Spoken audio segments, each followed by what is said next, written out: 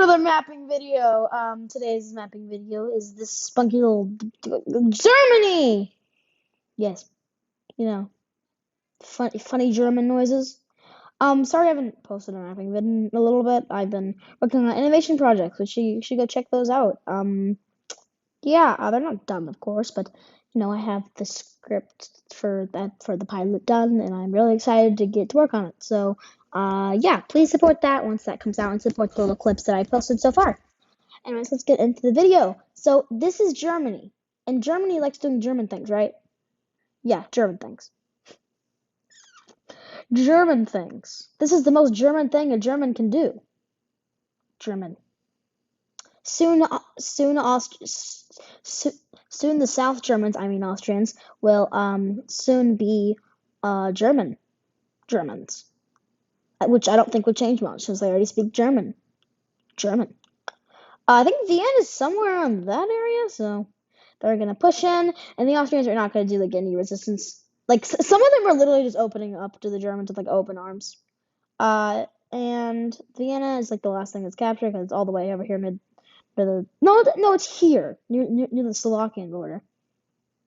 Yeah, and then this is just literally mountains, so there's not really a point in conquering that, so they just kind of don't. And Switzerland decides that there's no more neutrality, and they take it. They take some of these parts, but Germany's like, hey, stop! No, stop it! Stop! Fleet, no! Why? So of course they declare war on Switzerland, and they push into Switzerland. Now Switzerland's a very hard country to invade, and they do it. They push down here, capture Geneva. So now basically Switzerland just kind of gets pushed in, and they basically just surrender. Like it wouldn't happen like this, but it's just like kind of mountain now. So Switzerland surrenders. Now look at these peace treaties. So of course Italy gained land because Germany decided to give them land, but then they were gonna do the same for France, but then the French just walked in. So they didn't really ask Germany, hey, can we have this by Switzerland, which they would have given them. They just kind of walked in. So now they're a bit mad. So the Germans and the French, they're like, things are happening here. They're trying to work it out. But then someone fires first. I'm not sure who it would be, but we're just going to say in this scenario, it's Germany. And so immediately in this, the French try to do an anti-German coalition, which they get Denmark in. Not really anyone else, though, because I don't think anyone would. Maybe Poland? But we're not going to say that Poland joins because they'd be on the fence about this. So they get Denmark, but that's about it. So they're just going to push in. So they're going to work. Denmark falls pretty quickly. Denmark falls in like, well, the entire Danish peninsula falls in 5 hours. Yep, 5 hours. They keep on Copenhagen Island though. So they're still in this war technically, but they're not doing well. The Germans, of course, moved to occupy all of the Swiss territories that they had lost to the French, as well as cut down. And this is where we see another player enter this war, but on Germany's side. But this might have some consequences. Italy's going to go ahead and join this war. Sorry, I forgot the color in Corsica. So Italy's going to go ahead and join this war. So they're going to attack in Savoy and Nice. I don't know the French very well because I don't bother to. I'm kidding. If there's any French people watching this, which there probably isn't, I'm sorry. I think your country's great. And I don't think it would fall like kind of like this, but we're kind of underestimating. So something happens again. So the French forces are down here, but they start making some pretty good headway into these areas, taking back a lot of them. But while this happens, they pull all of their troops out of Denmark because that wasn't gonna last anyways. So all of Denmark has been taken. All of Denmark has been taken. Germans say it's time for some more strategies, and they invade Belgium and Luxembourg to go around the French's defenses. And that's what they do. They blitz through the Belgian country and kick off up here in Luxembourg, push in, and push even further into French lines. And now this is where the French and the Germans start to stalemate as the French and the Belgians push to the sea, and they cut off this Ypres of Belgium that was still fighting, as well as controlling the entrance to the entrance to the English Channel, or the exit, I'm not sure, as well as pushing and making more gains around this area. The French are now at risk of losing Paris, so they're a bit scared, but they're not very scared. The Germans push into Alsace-Lorraine, which is an area that the German Empire historically held. Not saying any opinions. They push back into the Swiss areas, and Italy pushes back down south, as well as making a landing on Corsica. So now the French are starting to get the pressure get themselves handed to them, so they're starting to lose, and the French know that they're losing, so as to not have Paris get, wiped away off the map, they just decide to surrender to Germany and to their conditions. Germany. This is not a good look for you, is it? Well, sadly, Germany, coalitions exist.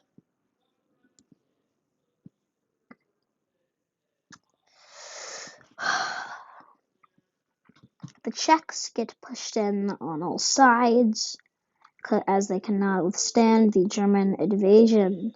They slowly lose all of their Bohemian lands, and get all of that land mostly taken from them. So now all that is still there is the Moravian lands, which are also slowly getting closed in upon.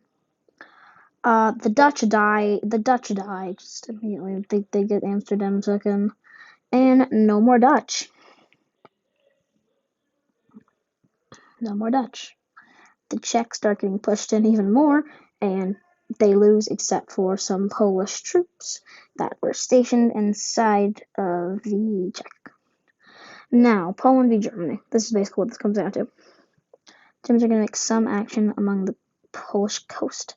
Not much, though, as well as cutting off these reinforcements in this part of the Sudetenland, you could say, which doesn't actually exist, kind of. It's weird. The Polish get squeezed out of the Czech Republic, Czechia, whatever, and get squeezed across their border. Now, funny just happened. Nope, sorry, wrong color. Now, you might think, oh, Russia's all the way over here. Nope, they're also over here. And now the Poles are not doing great. Now they're getting pushed down and conquered. It's not looking good for them, and they're getting pushed back now because the Russians and the Germans are coming in on them. They're going to hold these borders for a little bit and lose some of their Silesian territories. But after this, the Poles are just like, the Poles are just like, okay, and then then the Poles just surrender because they're not gonna win this. Wow, Germany! Oh my! You're big, you big boy. But there is one enemy that you've had for quite a bit that's now bordering you, Germany. Uh-oh. So, there's a bunch of Russian troops here, so this is not gonna go fast. They first take out some areas that are bordering that they just got, but the Kaliningrad Oblast areas are not losing this quickly, and the Russians are starting a offensive into Germany in this narrow Thiepe, as well as pushing back here. This is not going to go well for them. The Germans see themselves encircled in this area and start to lose land over here. The Germans try their best and manage to almost break through this, pushing in on both fronts. But as they do this, they lose more troops up here, and this causes another massive encirclement of all of these troops. Now Germany's best forces are being squeezed in on themselves, and they're being slowly captured. But there's one more thing that Germany can do. Now that most of the Russians are out of their area, they move to go and sever some supply lines, which they do, and they push in from here. Now there is a direct thing, even though it is small. The Russians fall back slightly, giving leeway to giving leeway here for the Germans to push back here, but the Russians are pushing back in the gains that were gained by the Germans. Now the Germans look to capture all of the important areas, so they go up in the north and make sure to cut off all of these areas, and all of these troops surrender, which was a bulk of the Russian army. Now they get pushed in here and start losing some pretty important territories, but their most important land, I believe, is on this coast right here, so they don't lose all that yet. But they slowly get pushed in and start losing it. The Russians make some last-ditch attempts, which go pretty successfully, but then new fronts are opened up, and Kaliningrad slowly gets pushed in until it's not there anymore, and Russia decides it's time to go for peace. And there's one country who is very scared of Germany, and it is, of course, the good old United Kingdom. The good old United Kingdom. So now the UK is going to be declaring war on Germany. It's not just them.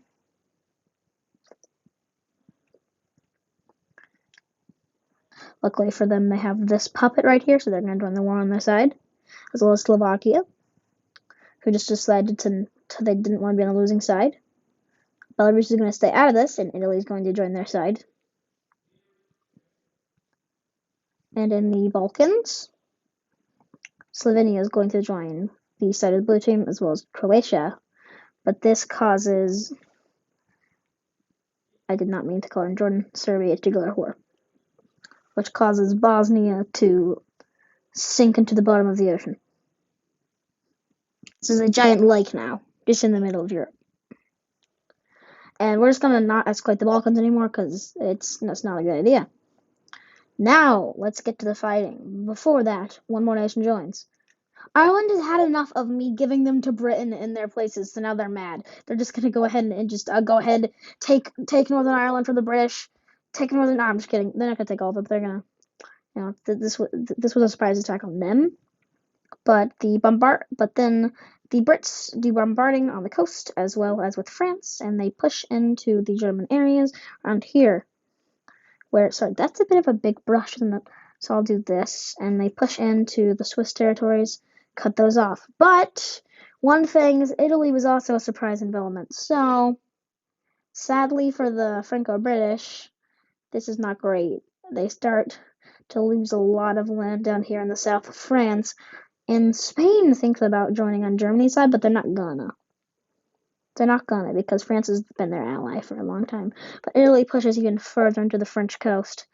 The French push back here on their advance there, but they can't do much around these areas. The entire southern coast of France gets cut off, aside from a few port cities that they managed to recapture. In the Balkan, this isn't going to go great. Serbia pushes into Croatia, and all of the Austrian forces that exist are pushing into Slovenia. Goodbye, chicken nugget. I say that because Slovenia looks like a chicken.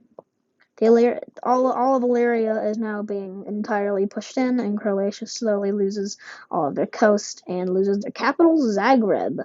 So now Croatia is out of this war.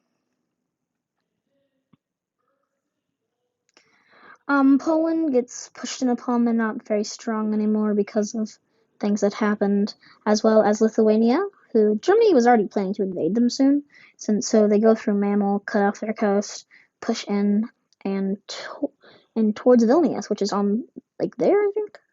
It's on that strip. So they push in towards Lithuania's capital, and they take it. Goodbye, Vilnius.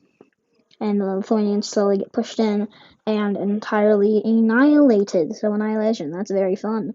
As well as pushing into Poland. So now, a two-front war. It's not very fun for Germany, but that's where Italy comes in. So the Germans right now, their strategy of beat Poland while they soak up troops from the Allies, and they have to beat Poland first, which is proving to be a pretty difficult development because the Poles are mad and they're fighting hard.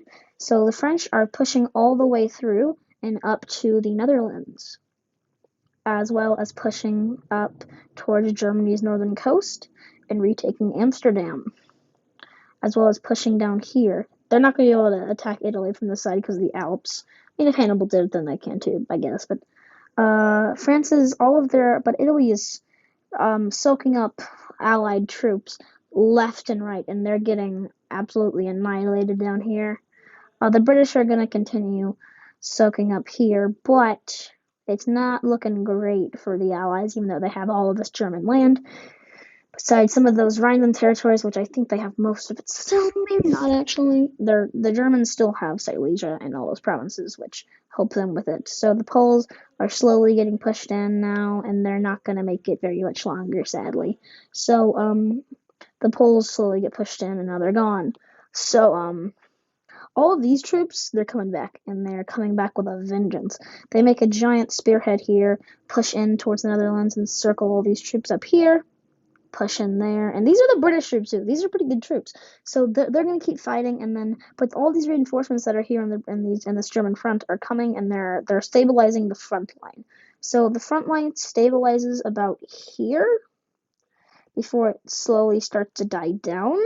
But Italy's front line is still rapidly bulging, getting near Aquitaine, and now France is looking like its old borders.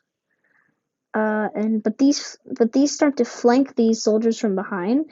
So Germany and Italy managed to wipe out these areas out of present day. That would be present day. But they keep pushing in to them as well as sustaining their front here. And the Irish have managed to kick the British off their island. But that's about all they can do. They're gonna make one landing in Scotland, but that's not gonna go very well for them. The Germans continue to push into Belgium, but then they do one thing that no one expected them to do. No, everyone expected it. They push around the coast, bombard these troops right here, and instead of going in for France, they actually go into the British Isles. Now, this is very unlikely to happen, but it did. It just did. So they make a landing here, which the British are probably soon going to repel, but London's like theirs. No, not there. London's like there. So it's not going to be easy for them. So they need to make sure that it's not happen. So the British start taking all of their troops out of France and focusing on homeland security.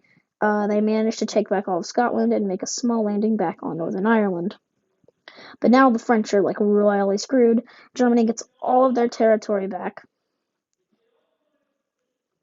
as well as pushing further into France. And now France is very scared because I think Paris is gone by this point. So now Paris is in German hands. So now they're not doing good. So the British, not losing very much, decide to just leave this war, that would never happen.